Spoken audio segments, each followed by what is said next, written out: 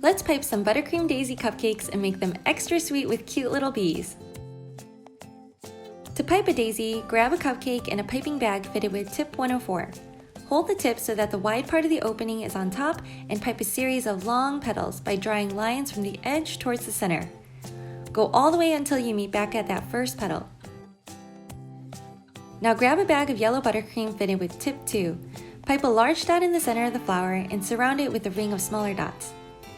So cute! To pipe the bee, use that yellow bag and pipe an oval shape.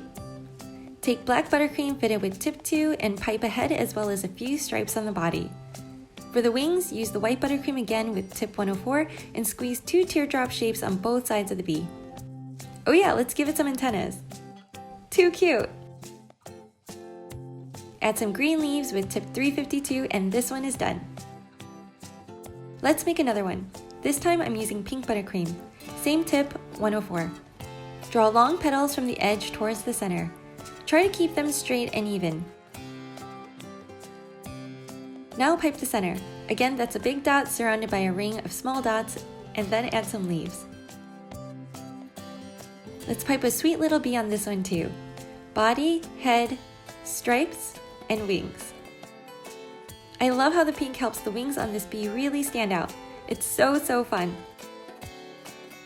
When making a set of cupcakes, I always like to make sure that each one is slightly different, so I'll add in a few daisy cupcakes that don't have bees on them.